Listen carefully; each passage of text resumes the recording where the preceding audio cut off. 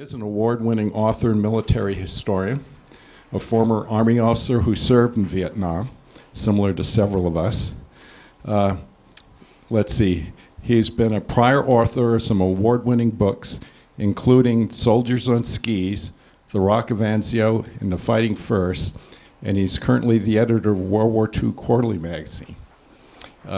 And Flint certainly has led battlefield tours for the Smithsonian, the National Geographic, the Colorado National Guard, and other organizations, and he gives lectures on Viking cruises. So there's the epitome of someone who's recognized as a historian expert. So anyway, without further ado, Flint, let me make sure you're turned on there. Good. I'm all green light, ready to go. Here's that. Okay, thank you, Mike. I'll get that out of your way. And Lou said that he had been at the National World War II Museum in New Orleans. I'm not trying to one-up you, Lou, but I just got back from leading a tour to Normandy for the 75th anniversary. and that was, I'm sure you'll take that out later, but. Edit that part. Yeah, but thank you all for coming today. I thought it was appropriate that it was raining because Mother Nature is giving you a feeling what it's like to be underwater, so that worked out pretty well, I think. I wanted to start by saying my first 5 books of military history all took place on the ground. Normandy, Sicily, the Italian mountains, Germany, Belgium, and the like. I've always found this fascinating, for as a battlefield tourist, I can go back to where the battles were fought, imagine what it must have been like, and see what's there now, how things have changed. So this desire to keep my feet on the ground was probably one reason why I waited so long to write anything about the war at sea. If you go back to where, say, the Battle of Midway was fought, all you can find is a lot of water, with absolutely nothing to tell you that something very important once happened there. Then one day, 16 years ago, in fact, my next door neighbor, who was also a history buff, told me about a veteran that he had heard speak, and he was a veteran of the submarine service. And this gentleman lived in Lakewood, and he told me that maybe I could interview him. How many of you have served in the silent service in submarines? One over here, and one there. Okay, excellent. And how many of you have ever visited a submarine that's been turned into a museum? Okay, almost everybody. Fantastic. I'll let you talk about that. Well, I put off interviewing this person, but on one day, I on a sort of a whim, I called the guy whose name was Clayton Decker. I told him that I was thinking about writing a magazine article about submariners and asked if he would be open to be interviewed. And he said yes. So I went to his house and he told me one of the most amazing war stories I've ever heard. For several hours I interviewed him on tape and then took a few photos. This is Clay on the day that I interviewed him in January of 2003. He had grown up in Paonia, Colorado, and worked in the coal mines there. So he was used to being in dark, confined spaces. So maybe the submarines were the best choice for him. When the war began, he was a married student at what later became the university, Colorado State University in Fort Collins. It had been the Agricultural State University before that. And this is Clay a whole bunch of years earlier in Hawaii in 1943 while on shore leave. At that time, Clay Decker, or Deck as he liked to be called, was a crewman aboard the newly commissioned submarine, the USS Tang. Here's a shot of his boat, the Tang, taken in 1943 at Pearl Harbor. I was so intrigued by Deck's story that I not only wrote a magazine article about his experiences, but I somehow resolved to write a book about submariners. I'll tell you some of these experiences shortly, but unfortunately, Deck passed away just a few months after I had interviewed him on Memorial Day weekend, 2003. So he was lost as a resource. So while working on several other projects, I began to think about how I might be able to approach my subject in a different way. So I started reading everything I could get my hands on that had anything to do with submarines. I should also mention that during my research, I visited, like many of you have, submarines that have been preserved as floating museums, such as the Pampanito in San Francisco, the Cobia in Manitowoc, Wisconsin, and the Requin in Pittsburgh, Pennsylvania, among others.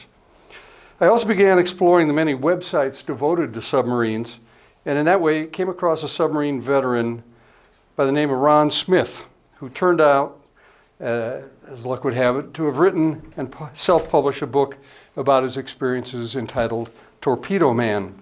He and I began corresponding by email and phone, and he sent me a copy of his book. I thought it was a terrific first-person account of one submariner's career. So I thought, why not combine the stories of Ron Smith with those of Clay Decker and weave them together with the overall story of the war in the Pacific as seen from the point of view of the submarine force.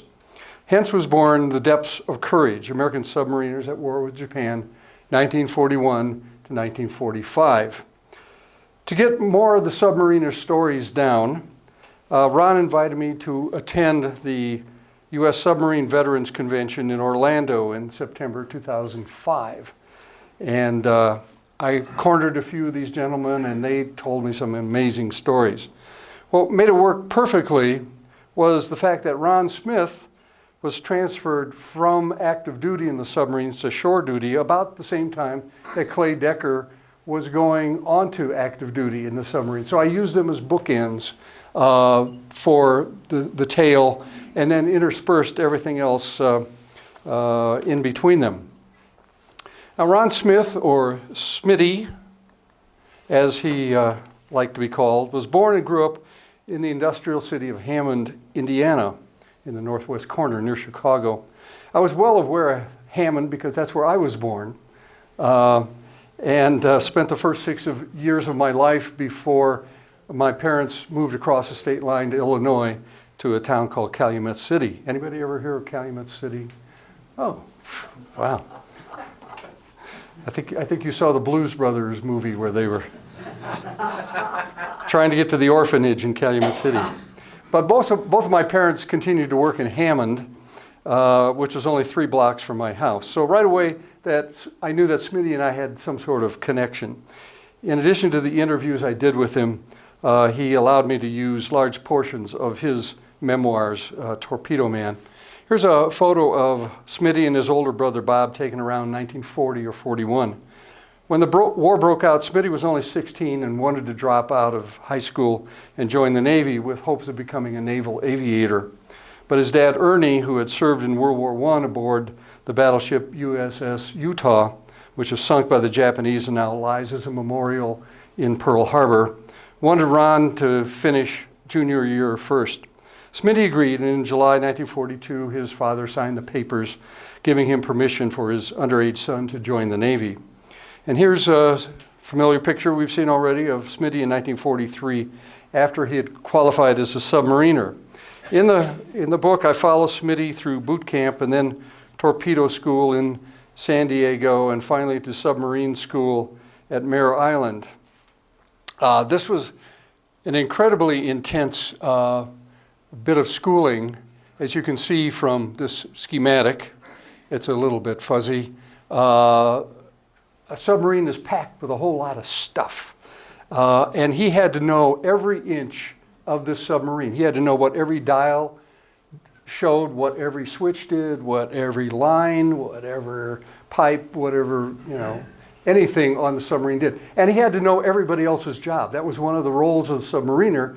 Not only did you have to learn how to be a torpedo man, but you also had to learn how to be a radio man or somebody working with the engines or the radar. So there was, or sonar, I guess. So there was just a tremendous amount of knowledge that these young men had to absorb in a very small space. Think of a submarine at that time being about the length of a football field, but no wider than a school bus. That was basically the environment that they were in. The heat of the engines, it was regularly, if they were submerged with the hatches closed, that's the only way you can submerge is with the hatches closed. Otherwise you're sinking. Otherwise you're in big trouble. you know, it's up above 100 degrees. And when you've got 80 people in that confined space, sweating like crazy, not going, you know, with a shower for months, everybody's smoking cigarettes. It was a terrible, terrible environment, as those of you who have been in submarines probably can verify.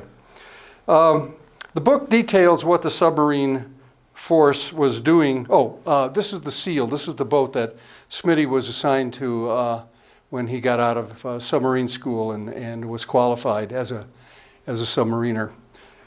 The book details what the submarine force was doing at the time, how it was really the thin gray line, America's last line of defense in the Pacific following the attacks on Pearl Harbor, the Philippines, and other installations during the dark early days of World War II that nearly destroyed our Navy. I want to read to you a passage here from my book. At the beginning of World War II, the United States had only 111 submarines in commission, with another 73 in one stage of construction or another. 51 of these new submarines were either already on or available for duty in the Pacific.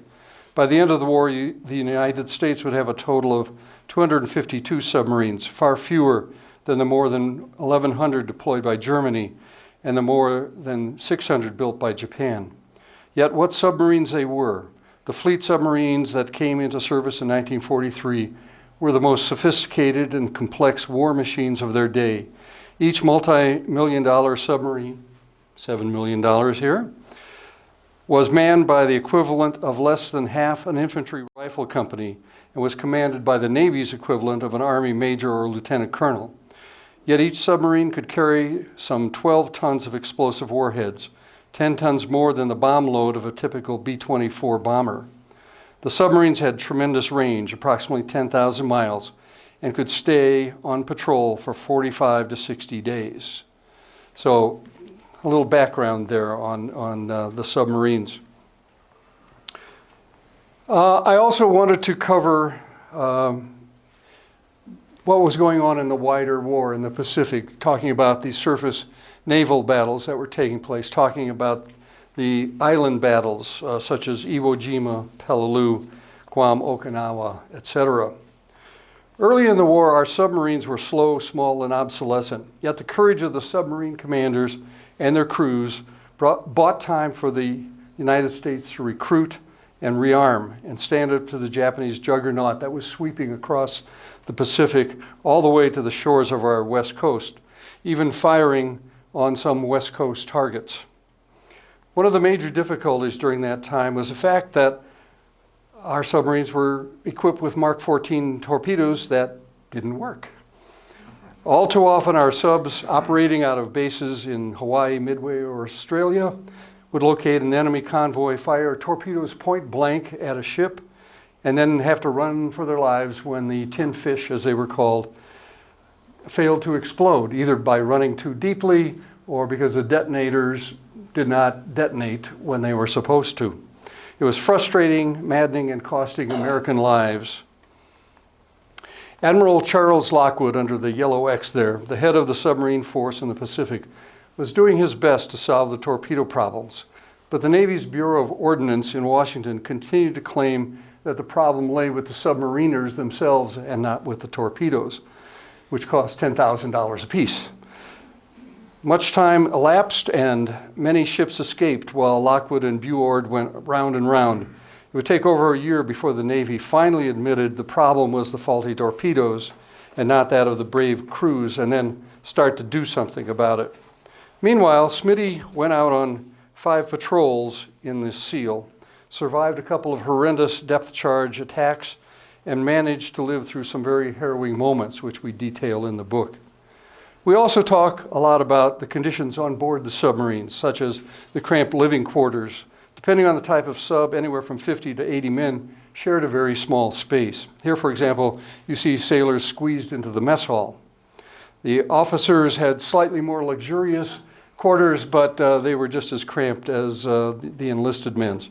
Here's the typical sleeping arrangement, stack of bunks, and the sailors engaged what was called hot bunking, where one shift would come off duty, and the guys who were sleeping would go on duty. So they just kept continually rotating men in and out of the bunks.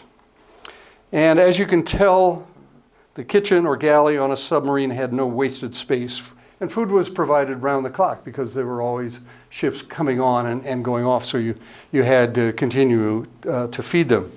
Even the toilet was in constant use, for there were only 2 on board each submarine. And there was a very complicated procedure that you had to follow in order to flush them without having it all blow back on the user. And this is just half of the instructions. There are like 14 or 15 things that you had to do. After entering, close door A, open waste tap B and flush tap C with lever D, causing door A to be blocked. Open cover E, move lever F to use. Use lavatory G, open waste tap H, and flushing tap I. So it goes on and on like that. And this kind of reminds me of the zero gravity toilet scene in 2001: A Space Odyssey, where the space traveler is looking at the instructions there. And in fact, I think they probably took some of that text from the submarine manual. Added to the problem was the fact that after a submarine was refitted for war patrol, that is, filled up with fuel and ammunition and other supplies that needed to last for a month or more, one of the heads, as the toilets were called, was completely crammed with boxes, bags, and cans of food. The toilet could not be used until the sailors had eaten their way through that supply. There was literally not an inch of wasted space on a submarine. Smitty, as I mentioned, went on 5 war patrols with SEAL. Some of the patrols were routine, with no enemy sighted and no ship sunk. Other patrols were dangerous in the extreme, with hundreds of depth charges being dropped on the helpless SEAL, while the men in her wondered if the next one would mark their doom. After one particularly vicious attack by 7 destroyers that went on for hours, and with the air in the sub giving out, the skipper, Captain Harry Dodge, assembled the crew and told them, "Men, I'm proud of all of you. We're not going to stay down here and die like rats. We're going to wage this battle on the surface, and if we die fighting like Americans."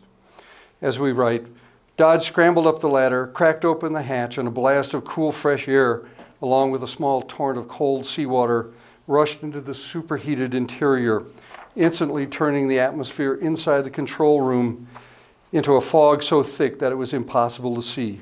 But no one needed to see, for every man was sprinting up the ladder behind his commander, spilling out onto the deck, running for their guns, eager to hurt the enemy before they died.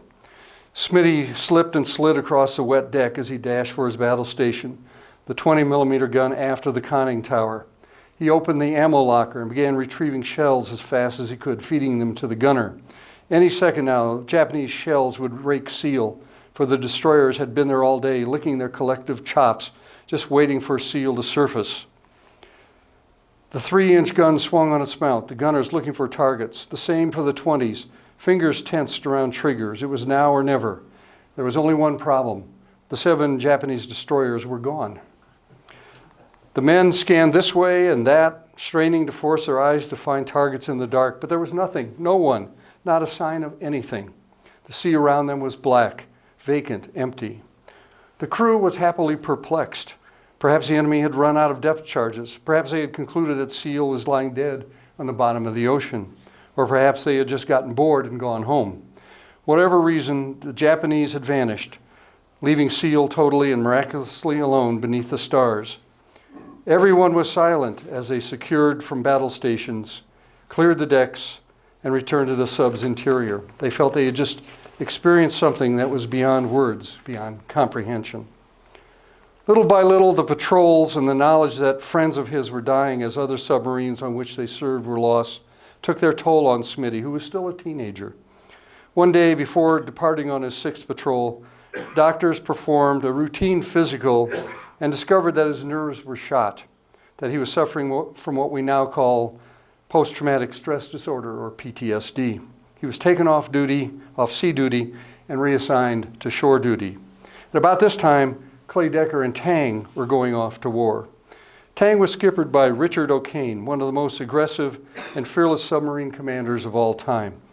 As I write in the book, Clay Decker said, Dick O'Kane was without a doubt the finest submarine commander in the entire Navy, an absolutely first-class officer. Nothing boosts morale more than a commander praising a subordinate, and Deck was proud of the times when O'Kane went on a white gloves inspection of his area. He said, there was never a time when he wouldn't say to me, good job, Decker, you're doing a fine job. O'Kane also became a man on a mission, sworn to avenge the death of his good friend and mentor, Mush Morton, with whom O'Kane had served earlier on the ill-fated Wahoo. I write, if Dick O'Kane smoldered with a hatred of the Japanese before the loss of his friend and mentor, Mush Morton, he was positively incendiary now. O'Kane made it his personal crusade to wipe as many of them and their ships as possible off the face of the earth. To accomplish this goal, he would have to take Tang and her crew deep into harm's way and fight with a fury seldom seen in the silent service or any other service. If there had been a way to cram more than 24 torpedoes into Tang, O'Kane surely would have done it, for he despised the fact that on each patrol he could get no more than 24 shots at the hated enemy before having to return to base to reload. O'Kane was a man with a total disdain for danger, and he expected the same from his men. Just as an orchestra conductor stamps his own personality on his musicians and a football coach does the same on his players, the officers and men of every ship and submarine quickly adopted the personality traits of their commander, or they didn't last very long. And so it was on Tang. Soon, each of the 86 other officers and men on board became an amalgamation of themselves and Dick O'Kane. On Tang's fifth patrol, disaster struck. On October 25, 1944, in the waters between Formosa and mainland China, O'Kane found a large Japanese convoy and fired 23 of his 24 torpedoes at it, sinking many ships. He then fired the 24th, but because of some malfunction, it began circling, coming back and striking Tang in the stern, and blowing O'Kane and several others who were standing on the bridge into the sea. Immediately, Tang began to sink. Clay Decker, working the bow planes in the control room, was there when men from the conning tower began falling headfirst into the control room. All the lights had gone out, and the sub was sinking by the stern. Like all submariners, Deck knew every inch of his sub, and so he found the emergency lighting switch in the dark, flipped it on, and then found the lever, shown here on the Pampanito, that enabled him to submerge the craft in 180 feet of water and get her level so that men might be able to use the forward escape hatch. Here's a look up the escape catch on the cobia, a tight squeeze for 4 men at a time. When Deck got the Tang leveled out, the 60 or so survivors gathered in the forward torpedo room where many of the men were preparing to escape. Deck tried to convince his good friend George Sofkin, whose wife was living with Deck's wife Lucille and son back in San Francisco, to escape with him, but Sofkin mysteriously declined. This is an artist's conception of what the scene probably looked like. As I write in the book, Bill Ballinger called out, I'm going in the first group, who wants to go with me? Clay Decker's hand shot up and he turned to George Sofkin. He said, come on, George, let's go with Bill. But Sofkin held back. I can't go, Deck. Why not? I have a confession to make. I can't swim. It was true. Decker suddenly remembered the times when they had lounged at Waikiki Beach at the Submariners' private R&R hotel, the Royal Hawaiian. George never went into the water. Now, with the situation in Tang growing more desperate by the minute, Decker tried a couple more seconds of persuasion, but Sofkin just crawled into a bunk as though he were waiting to die. Let's go, Deck, Ballinger said, grabbing him by the arm. The men pulled on their Momsen lungs before climbing the ladder to the escape hatch. They entered the dimly lit, phone booth-sized escape chamber along with 2 other men. It was the last time Deck would ever see George Sofkin. Wearing a Momsen lung, Deck went out the escape hatch with 3 other men and climbed the rope attached to a buoy that had been released. Only 6 made it to the surface from the escape chamber. In the cold and dark water, most of the rest who tried probably let go of the lifeline and were trapped between Tang's pressure hull and the superstructure. Here's my description of what happened when Deck reached the surface. Decker clung to the buoy and waited for Bill Ballinger and the other 2 men in his group to surface. Suddenly, Ballinger popped up about a yard away from him, gasping and coughing and flailing his arms, his eyes filled with terror. Decker said, "Ballinger is drowning. The man is screaming and vomiting and holding out his hand for me to grab him. But something told me, don't you reach out and touch that man. Absolutely don't do it. It's a well-known fact that a drowning man can pull a horse underwater. If he'd have gotten a hold of me, I'd have gone down with him. All I could do was watch the tide take him farther away from me, out to sea. I could hear him screaming off in the distance." What a moment. Here's a map showing where Tang went down, not too far off the coast of China. And here she is today, lying hundreds of feet below the surface. Rescued by the same Japanese they were trying to kill, Skipper O'Kane, Clay Decker, and 6 other survivors were hauled aboard a destroyer. They were taken to Japanese-occupied China, beaten and brutalized, then spent the next 11 months in cruel captivity in Japanese POW camps. First to the camp at Ofuna, where Louis Zamperini of unbroken fame was interned, then on to Omori near Tokyo and Yokohama. Here Clay Decker shared a cell with Marine Corps aviator Greg Pappy Boyington, who had commanded the Black Sheep Squadron and had been awarded the Medal of Honor posthumously because Congress thought he was dead. Here's Boyington and O'Kane at Omori after their release. From their Omori camp, the prisoners were eyewitnesses to the heavy firebombing attacks on Tokyo and Yokohama. If the men smiled or cheered or reacted in any way to the B-29 attacks, their guards would beat them severely. Finally, on August 29, 1945, American forces reached Tokyo and the Omori POW camp was liberated. The prisoners had painted PW on the roofs of their barracks so that planes flying over would be able to realize that this is where the prisoners of war were being kept. And here's a scene on the day of the liberation. Deck is above the yellow X there. This is a very famous photo of the liberation of Omori. Liberation came none too soon, for many American prisoners were sick and malnourished.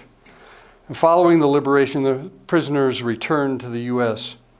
Expecting a joyous return with his wife and infant son, Clay Decker was shocked when he reached San Francisco, called his wife Lucille, and was informed that because she hadn't heard from him since the Tang was lost, both she and the Navy presumed he was dead, and she remarried. My book is about more than Deck and Smitty. It's about the entire American submarine war in the Pacific. So what is the legacy of the American submarine force?